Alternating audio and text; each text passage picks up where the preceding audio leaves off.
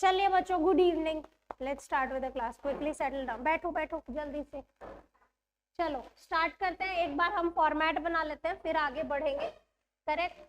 Question number 44 of TS Grewal. तो मैंने यहाँ पे, जिसके पास बुक नहीं है उसके लिए क्वेश्चन भी है। So I will quickly prepare the format.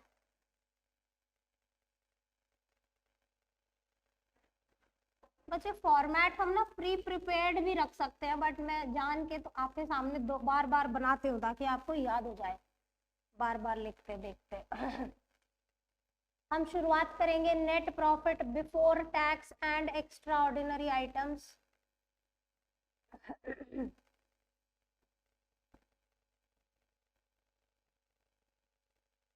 इसमें हम एडजस्ट करेंगे, adjustment for non cash and non operating items. इसमें कुछ ऐड होगा, कुछ चीजें लेस होंगी। Correct. Then what will get, हम यहाँ लिखेंगे operating profit before working capital change.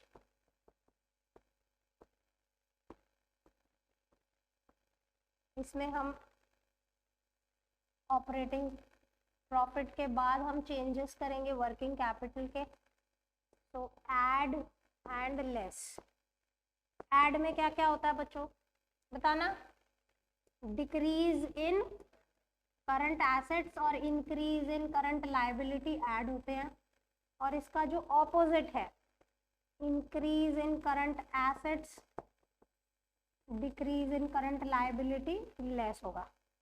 इसके बाद क्या आएगा? हमारा जो फिगर आएगा उसे हम क्या कहेंगे? Perfect cash generated from operations.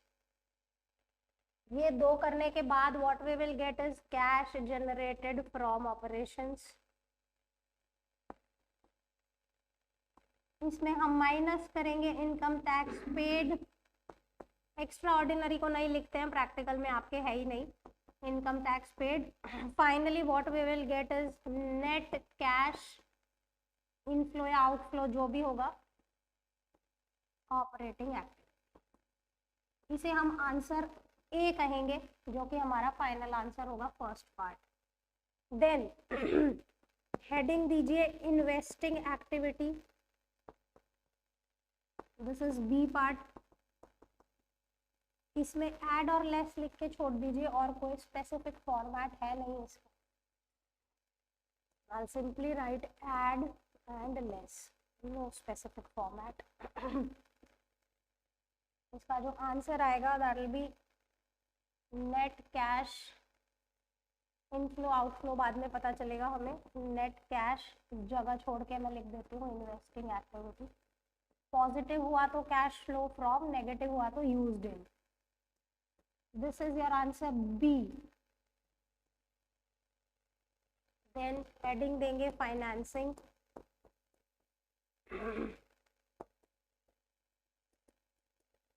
इसमें भी कोई स्पेसिफिक फॉर्मेट नहीं है, ऐड और लेस करके छोड़ दीजिए। इसका जो आंसर आएगा उसे भी कहेंगे net cash financing activity. This is your answer C.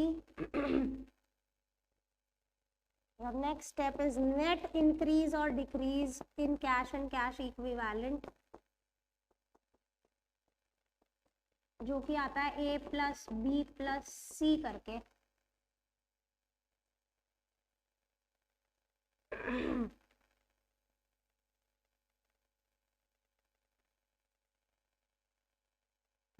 Add हम करेंगे opening cash and cash equivalent, and the final answer is closing cash and cash equivalent. This is all about the format.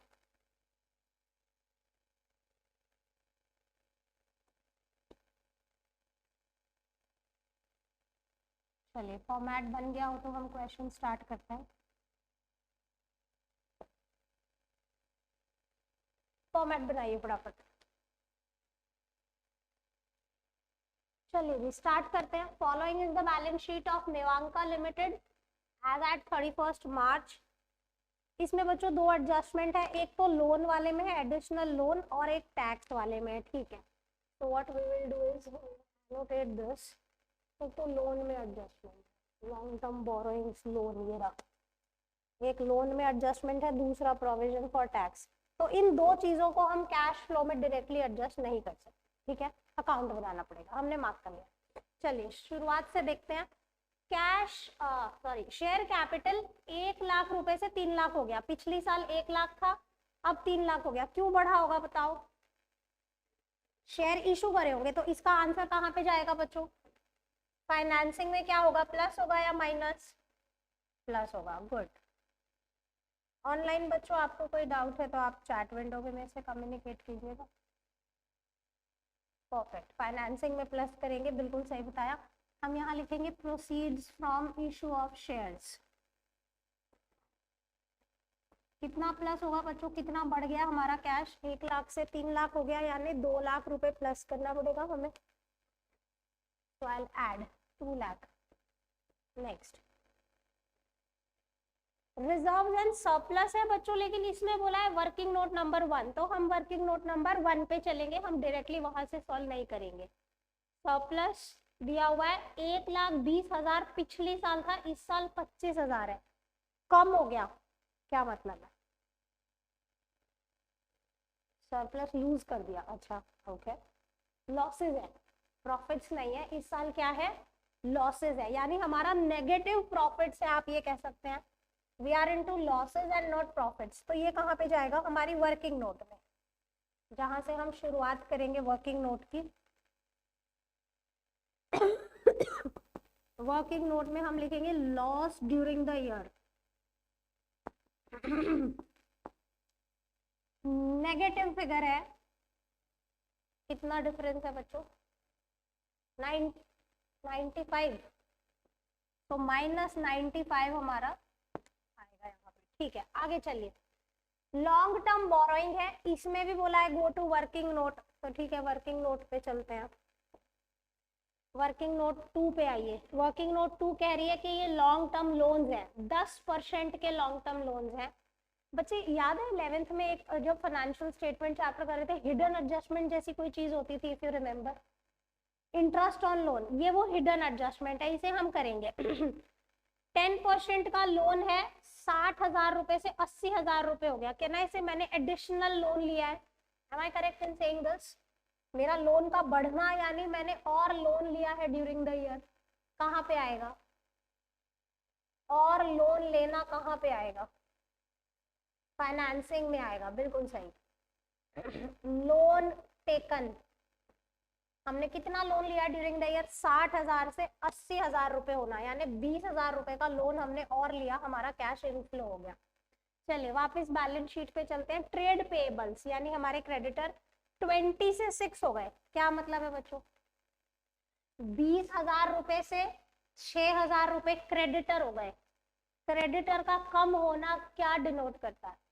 Online बच्चों आप chat window में बता, हाँ जी, current liability कम हो गई, तो कहाँ पे रिकॉर्ड करोगे और कैसे प्लस करोगे, माइनस करोगे? माइनस करोगे, परफेक्ट। क्योंकि हमने पे कर दिए क्रेडिटर, वर्किंग कैपिटल चेंजेस में माइनस होगा, बिल्कुल सही बताया आपने। तो हम यहाँ लिखेंगे डिक्रीज इन ट्रेड पेएबल्स। बच्चों इस चैप्टर में ना मोस्टली कहानी फॉर्मेट किया, अगर आपको सही से फॉर्मेट पता चल गया कहाँ पे कौन सी चीज आएगी, बस कहानी खत्म। ट्रेड पेएबल 20 से 6 हो गए, मतलब मैंने 14 के पे कर दिए होंगे, करेक्ट, माइनस हो गया, ओके। शॉर्ट टर्म प्रोविजंस और बोला है रेफर वर्किंग नोट नंबर 3, तो I will jump to working note number 3, I will not solve it from there. Provision for tax है बच्चे, लेकिन मैंने इसको मार्क किया हुआ है, मतलब इसमें है एडजस्टमेंट, आप इसे डायरेक्टली कैश फ्लो में नहीं कर सकते, क्या करना पड़ेगा? इसका अकाउंट बनाना पड़ेगा। तो चलिए हम अकाउंट बनाते हैं। ये ओपनिंग और क्लोजिंग बैलेंसेस उस अकाउंट में लिखेंगे, कैश फ्लो में नहीं लिखेंगे, because there is adjustment, we can not solve directly. तो मैं यहाँ पे एक अकाउंट बनाऊंगी, प्रोविजन फॉर टैक्स। अगर आपको ये एडजस्टमेंट का थ्योरी चैप्टर याद है तो आपको ये अकाउंट याद होगा। ओपनिंग बैलेंस कितना है प्रोविजन फॉर टैक्स? 70 और क्लोजिंग है 68, so I will write opening by balance brought down is 70,000 रुपए, क्लोजिंग कितना है, to balance carried down is, बस यहाँ लिख के छोड़ देंगे, एडजस्टमेंट पे जब चलेंगे तब इसे देखेंगे। फिलहाल I am done with this. Back to balance sheet. Property plant and equipment दिया हुआ है बच्चे, प्रॉपर्टी प्लांट एंड इक्विपमेंट में बोला है रेफर वर्किंग नोट नंबर 4, तो I jump to working note number 4। यहाँ से सॉल्व नहीं करेंगे, छोड़ दीजिए, यहाँ पे आ जाइए। अब देखिए इसमें कोई एडजस्टमेंट नहीं है बच्चों, कोई भी एडजस्टमेंट नहीं है, हम डायरेक्टली इन फिगर्स को कैश फ्लो में एडजस्ट कर सकते हैं, correct. So let's see how to adjust. आपकी जो मशीन है वो 215 से 384 हो गई, मशीन क्यों बड़ी होगी, बाय की होगी, हाँ बोलो, बाय की होगी तो नेगेटिव कैश पे इंपैक्ट आ रहा है, यानी आउटफ्लो हो रहा है। डिफरेंस कितना है एक बार देखना, क्लोजिंग और ओपनिंग कितनी हमने खरीदी है एक बार, इन्वेस्टिंग में कितना, इन्वेस्टिंग में माइनस होगा क्योंकि हमने और मशीन खरीदी है, resulted into outflow under investing. 215 से 384 कितना बताया, 169, पक्का ना। तो हम यहाँ पे लेस करेंगे purchase of machine, purchase of machinery, difference कितना आ रहा है, 215 कितना बताया, 169, ठीक है। अब देखो एक्यूमुलेटेड डेप्री 23,000 से 48 हो गया, एक्यूमुलेटेड डेप्री बढ़ा, कैन आई से मैंने ड्यूरिंग द ईयर बच्चों और डेप्री लगाया, ऑनलाइन बच्चों आपको समझ में आ रहा है। सो अगर मैंने और डेप्री लगाया तो ये पीएनएल में डेबिट किया होगा, से yes, non cash non operating में आएगा। सो हम इसका डिफरेंस कितना आ रहा है बच्चों, 25,000, तो हम वहां पे ऐड करेंगे ऑपरेटिंग में अंडर नॉन कैश, क्योंकि डेप्रिसिएशन नॉन कैश होता है, तो हम यहाँ पे ऐड करेंगे क्योंकि हमने पहले प्रॉफिट में से माइनस किया होगा। I will write depre provided during year, 25,000 रुपए यहाँ प्लस हो जाएंगे। चलिए perfect, so I am done with this. Back to balance sheet, ये हो गया प्रॉपर्टी प्लांट इक्विपमेंट सॉल्व है। मूविंग टू इन्वेंट्रीज, बच्चों इन्वेंट्री बढ़ रही है, 60,000 रुपए से 67,000 हो रही है, 7,000 का इंक्रीज है, increase in current asset minus होता है, परफेक्ट। हम यहाँ पे लिखेंगे वर्किंग कैपिटल चेंज में I'll write increase in inventory, कितना इंक्रीज हो रहा है, 7,000 रुपए ना, तो ये माइनस हो जाएगा। अगला ट्रेड रिसीवेबल्स है, कम हो रहा है, 65 से 51 हो गया बच्चों। कहाँ थे हम, ट्रेड रिसीवेबल 65 से 51, reduction in debtors, can I say I recovered, so it will be added, decrease in current asset है तो यहाँ प्लस होगा, हम लिखेंगे डिक्रीज इन ट्रेड रिसीवेबल्स। हमने रिकवर कर लिया, कितना रिकवर कर लिया, 65 और 51 का डिफरेंस होता है 14,000, so I will add 14, okay. Other current assets हैं आपके, अच्छा sorry I miss this, cash and cash equivalent है और फिर अदर करंट, ये अदर करंट एसेट्स को एक बार लिख लेते हैं। 4,000 थे और खत्म हो गए, डिक्रीज इन करंट एसेट्स, तो यहीं पे आएगा, I will write decrease in other current assets, 4,000 रुपए यहाँ प्लस। बच्चों cash and cash equivalent opening closing दिया है, कहाँ लिखोगे, कैश फ्लो के एंड में, ओपनिंग और क्लोजिंग हमारा जहाँ पे लिखा हुआ है, कैश एंड कैश इक्विवेलेंट का ओपनिंग क्लोजिंग ये रहा। ओपनिंग बच्चों दे रखा है 49, opening cash and cash equivalent you are given 49 और क्लोजिंग दिया गया है मेरे बच्चों 25। तो अब आप मुझे बताओ a प्लस बी प्लस सी कितना होगा, a प्लस बी प्लस सी, अरे भाई वो एडजस्टमेंट करेंगे पर इन दोनों के डिफरेंस से हमें a प्लस बी प्लस सी तो मिल ही जाएगा, अभी एडजस्टमेंट करेंगे। -24, यानी मेरा a प्लस बी प्लस सी होना चाहिए -24, जिसमें मैं 49,000 ऐड करूंगी तो मेरा आंसर आ जाएगा आपको समझ आ रहा है ये हिमांशु के ये नेगेटिव क्यों आ रहा है? क्योंकि ये अमाउंट कम है इससे। So this minus this, that is -24। Online बच्चों मेरा a प्लस बी प्लस सी होना चाहिए -24। लेट्स सी, हम क्वेश्चन खत्म करके देखेंगे कि वो आता है या नहीं। बैलेंस शीट की सारी आइटम्स कवर हो गई, एक बार लिखनी थी, एक बार लिख दी। अब आ जाओ एडजस्टमेंट पे, कितनी बार लिखना पड़ेगा?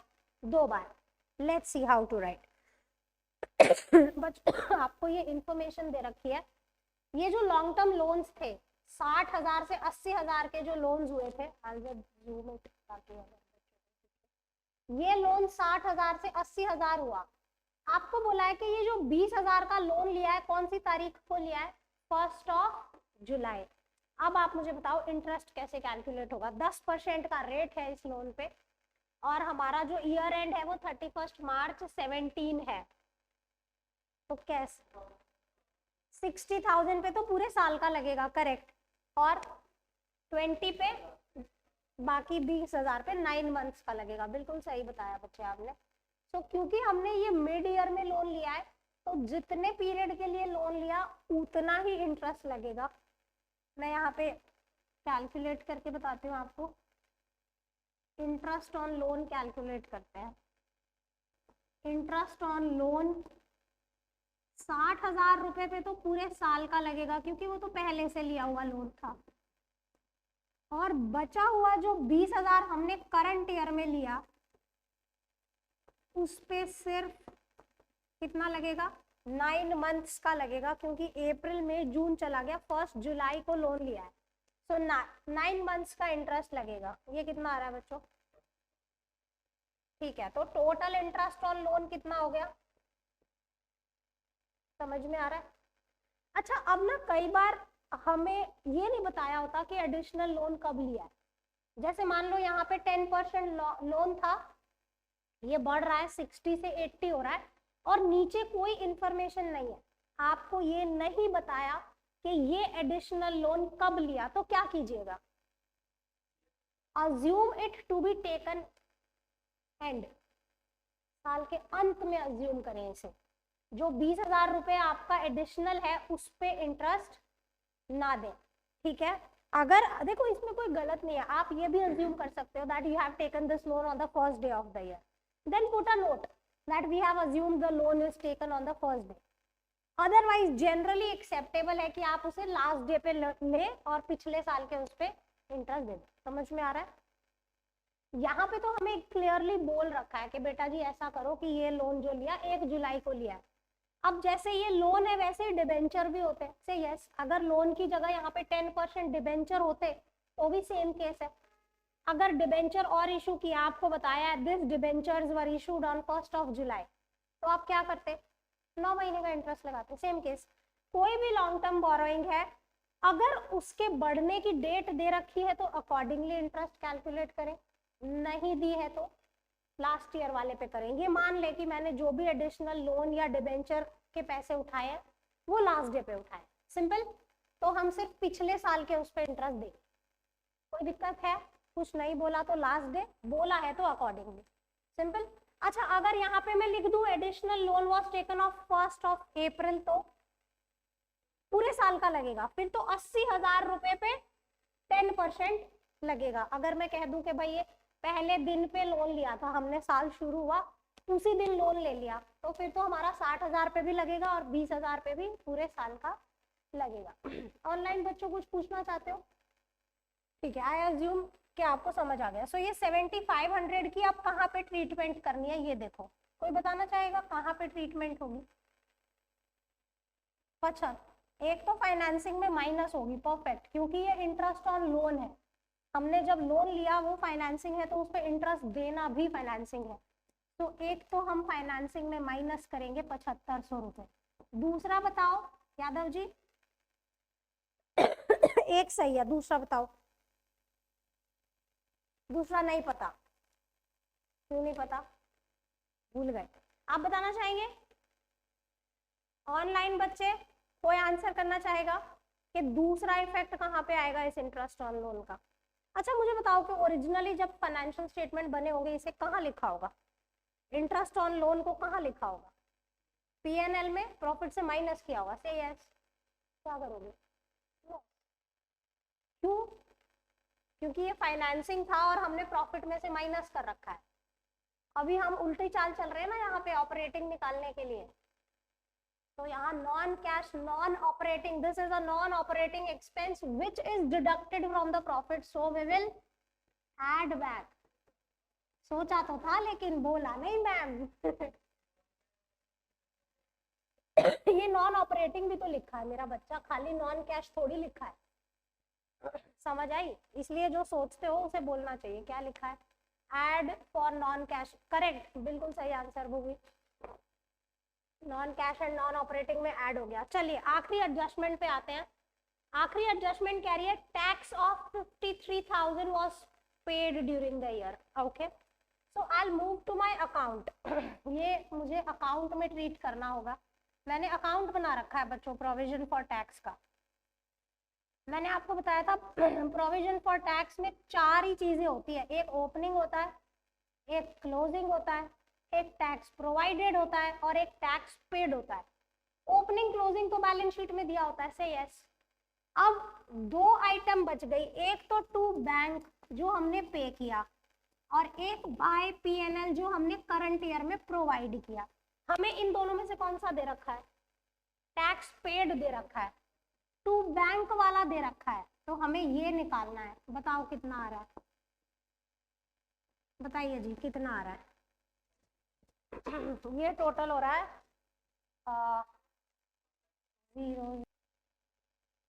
121 हो रहा है पक्का। ओके, सो 121 माइनस 70। देखो अब ध्यान से सुनो मेरी बात। यहाँ पे ये वाली फिगर तो बैलेंस शीट में थी, एक ही बार लिखना था।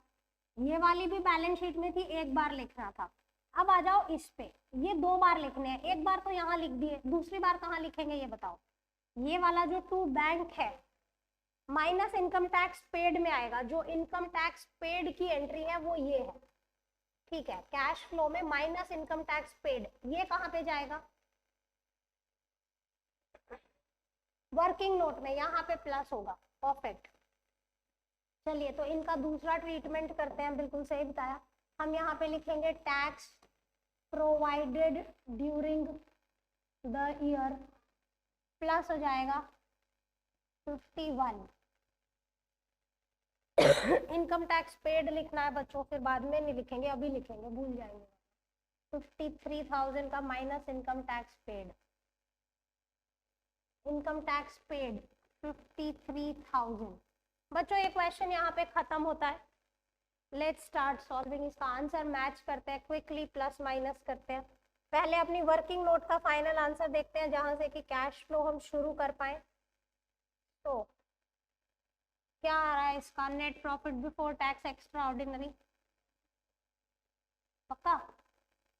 -44 से हमारा कैश फ्लो शुरू होगा। तो let's move to the beginning of cash flow. -44 से शुरुआत करनी है हमने। Okay, net profit before tax extraordinary item है -44। इसमें प्लस करेंगे ये 2 चीजें, माइनस कुछ है ही नहीं। कितना हो रहा है? 32,500। ऐड लेस में कुछ है ही नहीं। Operating profit before working capital change कितना आ रहा है?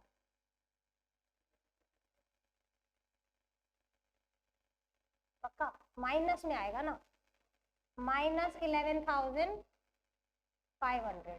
ठीक है, आगे चलो। अब 2 चीजें प्लस हो रही है, 2 माइनस हो रही है। तो प्लस में तो है 18,000 और माइनस कितना हो रहा है?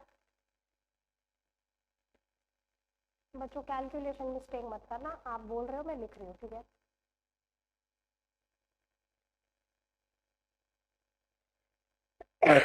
ओके अब ये कितना आ रहा है? कैश जनरेटेड फ्रॉम ऑपरेशंस कितना? ये भी नेगेटिव ही आएगा।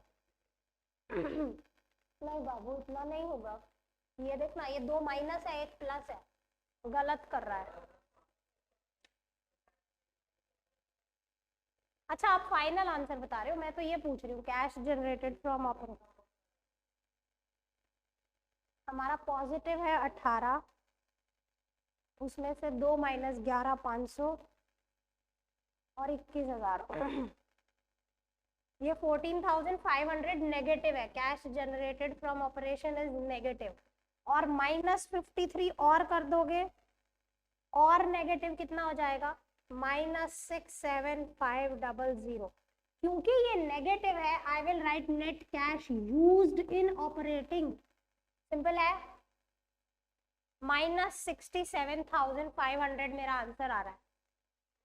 Net cash used in operating लिखेंगे क्योंकि ये नेगेटिव है। चलिए इन्वेस्टिंग में देखते हैं बच्चों। इन्वेस्टिंग में पॉजिटिव तो कुछ है ही नहीं, खाली नेगेटिव एक फिगर है, तो वही आंसर है। Positive is nothing, again this is negative, so I will write net cash used in investing activity.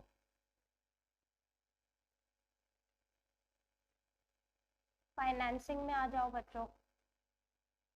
Financing में 2 प्लस है 1 माइनस है, तो 2,20,000 तो पॉजिटिव है और नेगेटिव है -7,500, तो ये आएगा आंसर मेरा 2,12,000। ये पॉजिटिव है बच्चों, तो हम यहाँ लिखेंगे net cash flow from financing. अब A plus B plus C कर लीजिए। क्या ये आपका -24 आ रहा है? हमारा एक तो आंसर पॉजिटिव है 212500 जो फाइनेंसिंग का है। इन्वेस्टिंग में -169,000 है और ऑपरेटिंग में -67,500 है। तो yes it is -24 and we are done with this.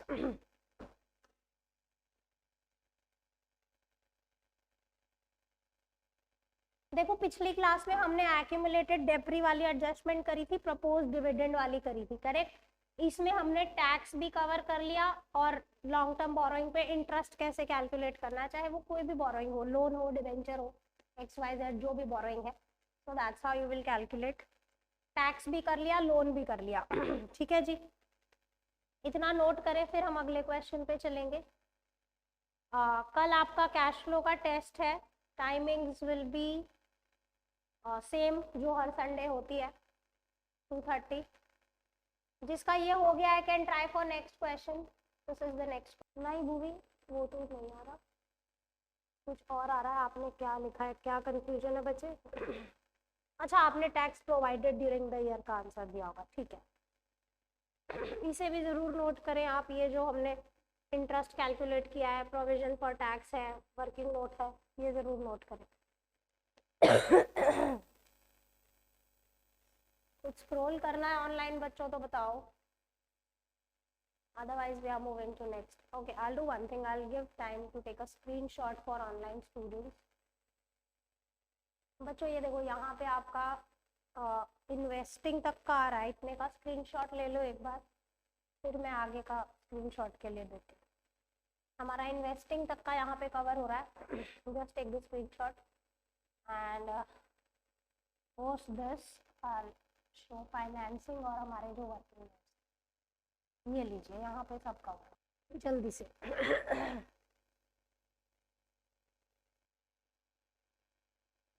चलिए moving to this next question. बच्चों मैंने आपको लास्ट लेक्चर में भी बोला था, अभी भी मैं बोल रही हूँ कि नया सिखाने के लिए मेरे पास अब इस चैप्टर में कुछ भी नहीं है, ठीक है जी ऑनलाइन बच्चों। जब तक आप बोलेंगे will keep practicing this question, sorry this chapter carries total 8 marks, जिसमें 6 नंबर का आपका ये प्रैक्टिकल क्वेश्चन आएगा, 2 नंबर की थ्योरी। Simple. Before I move to next question, एक चीज मैं यहाँ पे स्पेसिफाई करना चाहूंगी,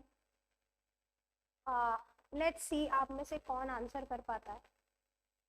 before moving to next question I just, बच्चों अगर आपको दिया है cash deposited in bank during the year,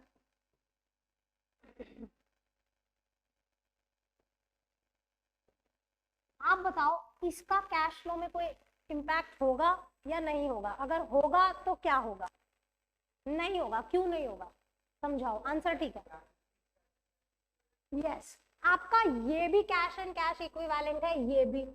अगर कैश एंड कैश इक्विवेलेंट के आपसी मूवमेंट्स होते हैं, जैसे कि आपने बैंक में कैश डाला या बैंक से कैश निकाला, ठीक है, या आपने कोई जाके चेक डिपॉजिट किया, तो ये सब चीजें क्या है? कैश एंड कैश इक्विवेलेंट के आपसी मूवमेंट्स हैं, जिनको हम कैश फ्लो में रिकॉर्ड नहीं करते। और एग्जांपल लो, मान लो आपने कोई करंट इन्वेस्टमेंट बेच दी, अब बताओ ऑनलाइन बच्चों आप आंसर करो, अगर आप कोई करंट इन्वेस्टमेंट बेचते हैं, अगेन वो यहाँ पे रिकॉर्ड नहीं होगा, it is a no flow transaction.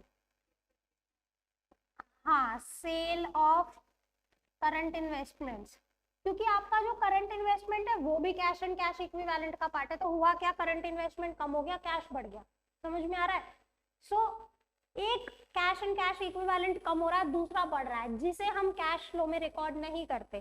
कहने का मतलब, अगर आपको एज इन थ्योरी में पूछा जा सकता है, मान लो आपको ट्रांजैक्शन दिया है सेल ऑफ करंट इन्वेस्टमेंट्स, और बोला है कि चूज करो कि ये इन्वेस्टिंग है, फाइनेंसिंग है, ऑपरेटिंग है या नो फ्लो है, तो आप क्या चूज करेंगे?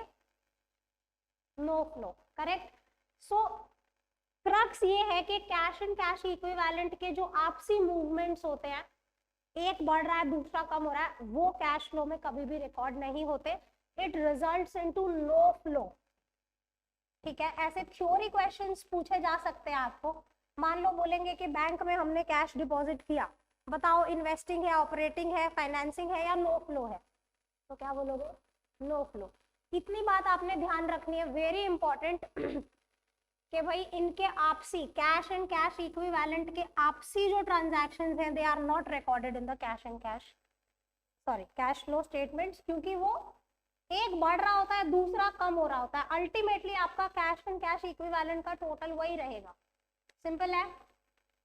चलिए नेक्स्ट क्वेश्चन पे चलते हैं, क्विकली विल फिनिश दिस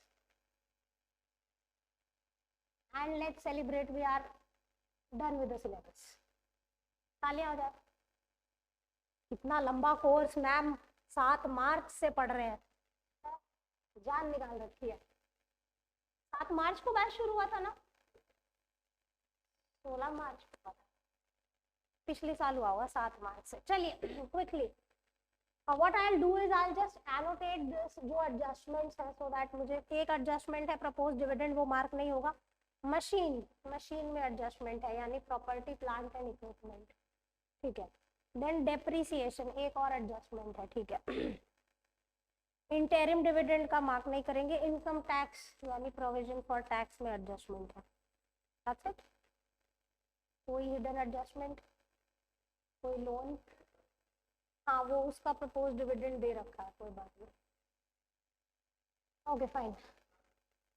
अरे मेरा बच्चा, टोटल डिविडेंड दिया है, propose dividend of previous year and current year. Preference share पे डिविडेंड होता है, ध्यान से सुन। यहाँ पे बोला है proposed dividend for the previous year was this and current year is this, है ना। अगर यहाँ पे बोला होता कि proposed dividend on equity share, अगर ऐसा होता तब मैं आपकी बात ठीक मानती कि देखो प्रेफरेंस शेयर का मतलब होता है कि हम उन्हें पहले डिविडेंड देते हैं, है ना। तो अगर ये इक्विटी का डिविडेंड होता तो हम ये अज्यूम करते कि भाई अगर इक्विटी वाले को दे रहे हैं तो प्रेफरेंस वाले को तो जरूरी देना है, इक्विटी से पहले देना होता है ना। तो अगर इक्विटी को दे रहा है तो प्रेफरेंस को तो देना ही देना है। बट यहाँ पे बच्चे proposed dividend for the years बोला, यानी वी विल अज्यूम कि ये इक्विटी प्रेफरेंस दोनों को इंक्लूड, समझ में आ रहा है। अगर यहाँ लिखा होता proposed dividend for equity holders, then I would take your point कि भाई मैम 10% का प्रेफरेंस का डिविडेंड भी हमें देना पड़ेगा। क्यों लिखा कहीं नहीं होगा बच्चे, ऐसा क्वेश्चन आपको आ सकता है कि 10% प्रेफरेंस शेयर के डिविडेंड के बारे में कुछ भी नहीं बोला। इन दैट केस आपको ये समझना है कि भाई जब हम इक्विटी होल्डर को डिविडेंड दे रहे हैं तो इनको तो देना ही देना। क्यों? क्योंकि ये प्रेफरेंस शेयर है, इक्विटी से पहले डिविडेंड मिलता है ना, प्रेफरेंशियल राइट्स होते हैं इनके पास, perfect. But in this case we will assume के इक्विटी प्रेफरेंस दोनों का डिविडेंड आ गया। चलिए क्वेश्चन स्टार्ट करते हैं, गुड क्वेश्चन। आपका शेयर कैपिटल 550 से 6 लाख हो रहा है, लेकिन आपको बोला है कि refer to working note number 1, तो मैं नोटेड होता ही नहीं है। चलो वर्किंग नोट नंबर 1 पे चलो, let's see. Equity capital 4 lakh से 5 लाख हो रहा है और प्रेफरेंस 1.5 लाख से 1 लाख हो रहा है। बताओ क्या करना है बेटा? कन्वर्जन होगा तो बोला होगा मेरा बच्चा, यहाँ पे नहीं बोला है, तो आप क्या अज्यूम करोगे ये बताओ। बच्चा इक्विटी कैपिटल बढ़ रही है, redemption of preference share, preference तो रिडीम होते हैं। व्हाट मैन, कैसे भूल जाते हो? इक्विटी कैपिटल बढ़ रहा है आपका, यानी issue of shares, issue of equity shares से कितना पैसा आया? 4 लाख से 5 लाख हो जाना, 1 लाख रुपए आए फाइनेंसिंग में प्लस। दूसरा आपका प्रेफरेंस शेयर कम हो रहा है, 1.5 लाख से 1 लाख हो गया, यानी हमने रिडीम कर दिया। आई will right redemption of preference share, पैसे वापस कर दिए हमने प्रेफरेंस शेयर होल्डर्स के, कितने? 50। ठीक है, वर्किंग नोट नंबर 1 हो गई। अब चलो वापस बैलेंस शीट पे। रिजर्व सरप्लस, उसमें भी बोला है go to working note number 2, तो आ जाओ वर्किंग नोट नंबर 2 पे। ओके, सिक्योरिटी प्रीमियम आपका कुछ भी नहीं था, अब 10,000 है। गुड, इसका बताओ क्या करें? पिछली साल 0 था, इस साल 10,000 का security premium.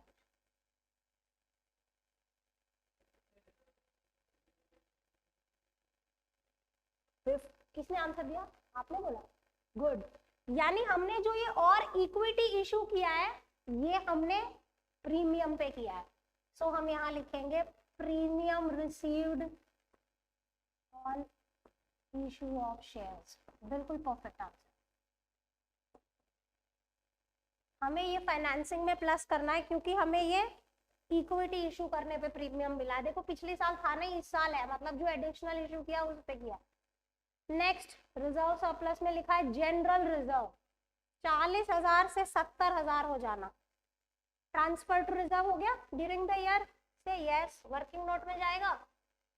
Transfer to reserve, यानी हमारा जो सरप्लस होगा उसमें हम ऐड करेंगे ट्रांसफर टू रिजर्व्स।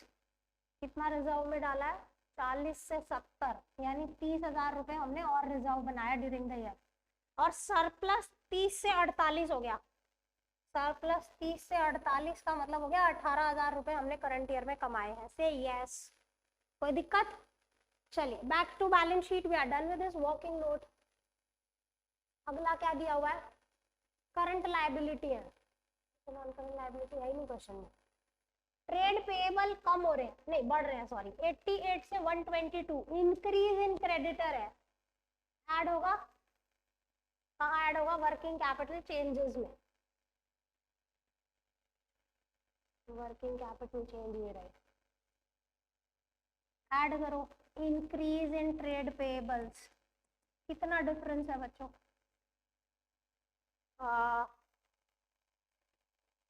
88 से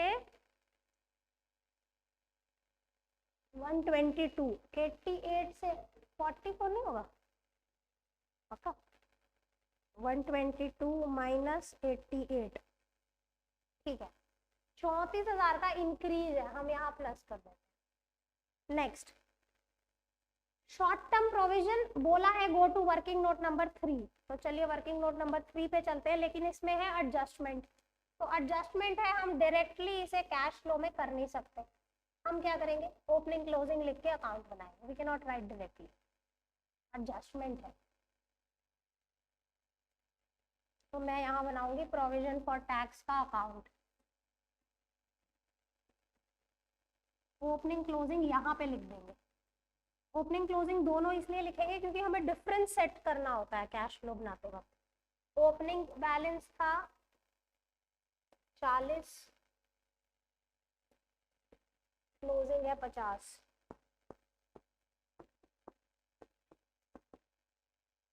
ठीक है, यहाँ लिख के छोड़ देते हैं। Back to balance sheet, we are done with the liability side, now moving to asset side of the balance sheet. So we are given PPE, property, plant and equipment. Again there is an adjustment. Adjustment है, तो हम इसका भी account बनाएंगे, हम directly नहीं लिख सकते, दो एडजस्टमेंट है इनफैक्ट इसमें, तो हम ओपनिंग क्लोजिंग लिख के छोड़ देंगे। प्रॉपर्टी प्लांट एंड इक्विपमेंट का अकाउंट बनाइए। ओपनिंग 280 है, क्लोजिंग 370 है, टू बैलेंस ब्रॉट डाउन 280। देखो हम डिफरेंस लिखते हैं ना बच्चों कैश फ्लो में, तो जब आप ये दोनों चीजें लिखते हो तो ऑटोमेटिक डिफरेंस सेट ऑफ हो जाता है, 370। ओपनिंग क्लोजिंग लिख दिया।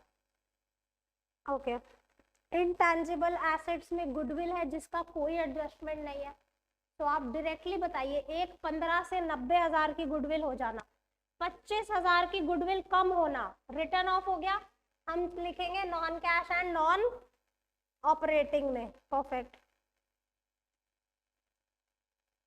नॉन कैश नॉन ऑपरेटिंग में ऐड करेंगे 25,000 की गुडविल रिटर्न ऑफ। कितनी राइट ऑफ की है? एक 15 से 90, एक 15 से अगर 90 हो गई तो 25,000 की राइट ऑफ हो गई। ठीक है, आगे चलो। करंट इन्वेस्टमेंट, ये तो कैश एंड कैश इक्विवेलेंट का पार्ट होते हैं।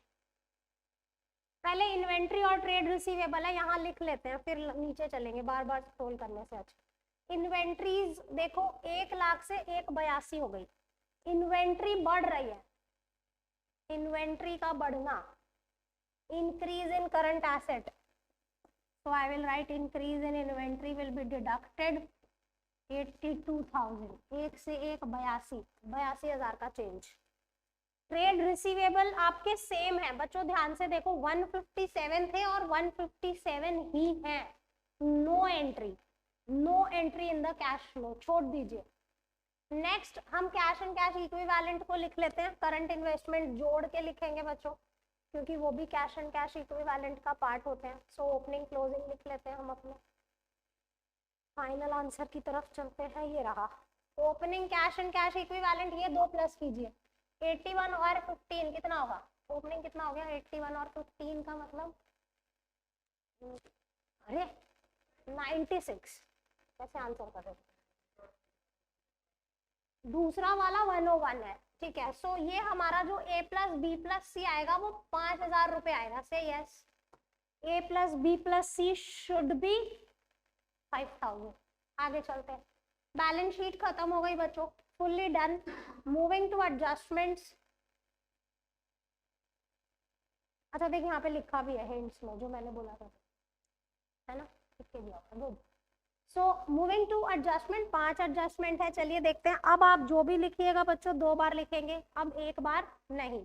देखते हैं, proposed dividend for the current year 60, previous year 50। Current year वाले को छोड़ दीजिए, सिंपली इग्नोर। प्रीवियस ईयर का 2 बार कहाँ लिखोगे, जल्दी से बताओ, quickly, now will just take 2 minutes and will be done. एक तो यहाँ पे ऐड हो जाएगा proposed dividend of previous year, और फाइनेंसिंग में हो जाएगा माइनस, करेक्ट। तो फाइनेंसिंग में हम propose dividend minus, current year का तो हम छुएंगे भी नहीं, छोड़ देते हैं।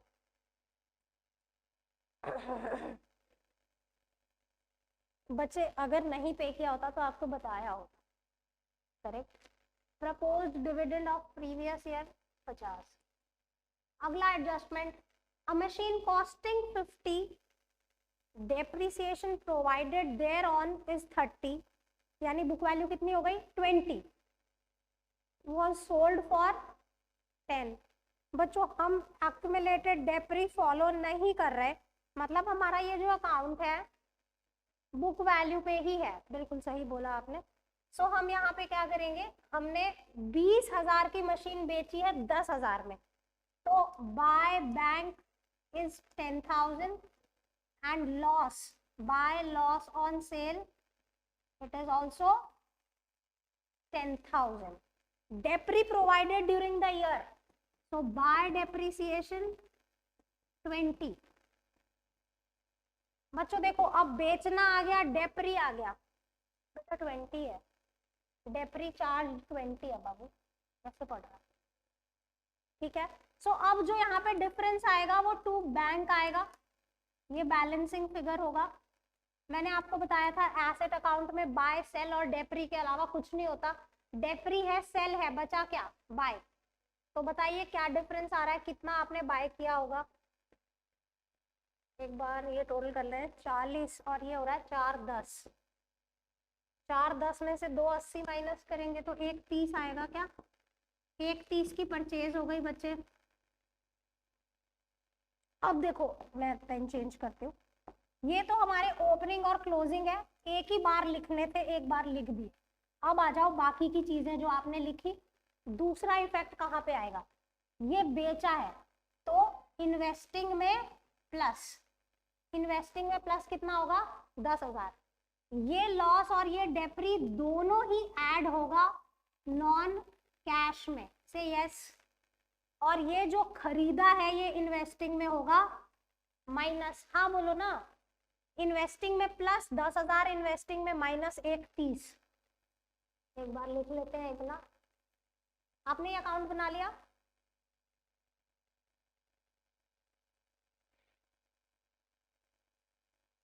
इन्वेस्टिंग इन्वेस्टिंग इन्वेस्टिंग, इन्वेस्टिंग में ऐड करेंगे sale of property plant equipment 10,000। Purchase minus करेंगे परचेज ऑफ पीपीई 130। और जो लॉस और डेप्री है वो कहाँ चला जाएगा? 10,000 का लॉस और 20,000 का डेप्री। हाँ मैं ये पिंक पेन से लिख रही हूँ ये पूरा adjustment. Depreciation during the year 20,000, loss on sale of asset 10,000। तो हमारा एक अकाउंट क्लोज हो गया बच्चों। अगली एडजस्टमेंट पे चलो। इंटरिम डिविडेंड पेड, आपने ड्यूरिंग द ईयर 20,000 रुपए का डिविडेंड पे किया है। एक तो वर्किंग नोट में प्लस और दूसरा फाइनेंसिंग में माइनस, से यस, एम आई करेक्ट? तो फाइनेंसिंग में माइनस कर दीजिए इंटरिम डिविडेंड पेड। मैं ये एडजस्टमेंट पिंक पेन से कर रही हूँ ताकि आपको अलग से दिखे। इंटरिम फाइनेंसिंग से माइनस हो गई और एक वर्किंग नोट में आएगी प्लस इंटरिम डिविडेंड 20,000। बच्चों यहाँ पे दिया है income tax paid. Income tax paid यानी टू बैंक की फिगर दे रखी है आपको।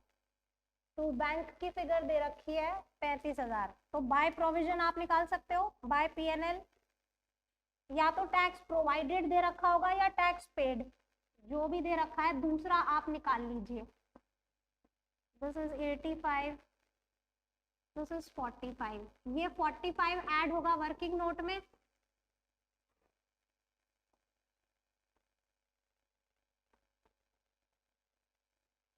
और इनकम टैक्स पेड ऑपरेटिंग में जाएगा 35,000। स्क्रॉल करना बड़ा, स्क्रॉल ही करते रहना। कहाँ गया income tax paid? Income tax paid हमारा 35 है। ठीक है जी, चलिए फाइनल आंसर निकालते हैं। We are done with the question, we are not left with anything. तो हमारा वर्किंग नोट का आंसर क्या आ रहा है? वर्किंग नोट सही से निकालना भाई, शुरुआत ही गलत हो गई तो सारा गड़बड़ हो जाए। चारों प्लस है ना, सब प्लस है। 68, 98, 118, 163 करेक्ट, यही बोला था तुमने। सो 163 से हम अपना कैश फ्लो शुरू करेंगे and let's see where we land. 163 plus करेंगे 20, 25, 45, 55, 55,000 प्लस होगा, माइनस कुछ है ही नहीं। तो operating profit before working capital change कितना हो जाएगा? 217, 218, 218। फिर 218। बच्चे टोटल ठीक किया ना, कोई गड़बड़ तो नहीं है? 34 प्लस करेंगे, 82 माइनस करेंगे, तो कैश जनरेटेड फ्रॉम ऑपरेशन कितना आ रहा है बताओ? कितना 178 170, ठीक है। इसमें से 35 माइनस करोगे तो कितना आ जाएगा? 135। ये पॉजिटिव है हमारा, तो हम लिखेंगे net cash flow from operating. Positive है तो फ्लो फ्रॉम 135, हमारा एक आंसर हमें मिल गया। मूविंग टू इन्वेस्टिंग, इन्वेस्टिंग में एक ही पॉजिटिव है और एक ही नेगेटिव है, तो -120 आएगा हमारा आंसर। 130 का नेगेटिव है, सो दिस इज -120। हम लिखेंगे net cash used in investing because this is negative. Okay, एक आंसर आया पॉजिटिव 135, दूसरा आया नेगेटिव 120, यानी अभी तक का नेट हो गया 15,000 का पॉजिटिव। ठीक है, आगे चलते हैं। 15,000 का पॉजिटिव आया है अभी तक। Let's see what financing gives.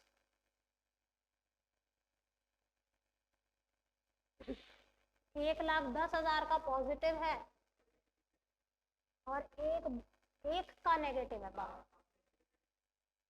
O, amount नहीं लिखी, सॉरी, माय मिस्टेक, 20। तो 1,20 का नेगेटिव है, ठीक है। सो नेट में 10,000 का नेगेटिव हो गया। वहां पे 15 का पॉजिटिव था, 10 का नेगेटिव, सॉर्टेड है। 5 का आंसर आ गया हमारा, A + B + C। All about cash flow. अब जब तक आप बोलेंगे मैम करवाते रहेंगे क्वेश्चंस आपको नया सिखाने के लिए। I don't have anything, we are done with the syllabus. बधाई हो, वास्ट सिलेबस हमने कंप्लीट कर लिया। ऑनलाइन बच्चों हैप्पी से cheers, we are done with the syllabus. ये गुड, ओके। सो कॉन्फिडेंस आ रहा है बच्चों? कैश फ्लो में कॉन्फिडेंस आ रहा है आपको? करीब 6-7 क्वेश्चन कर लिए अभी तक, है ना? हाँ, सो कोई नहीं, अभी हम और प्रैक्टिस करेंगे। इट्स नॉट दैट, टेस्ट के बीच बीच में जितने जो भी डेज होंगे हमारी क्लासेस होंगी।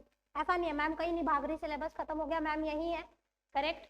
सो कहने का ये मतलब है कि आपको टेस्ट शेड्यूल दे दिया गया है। Just I am having this, एक बार देख लेते हैं।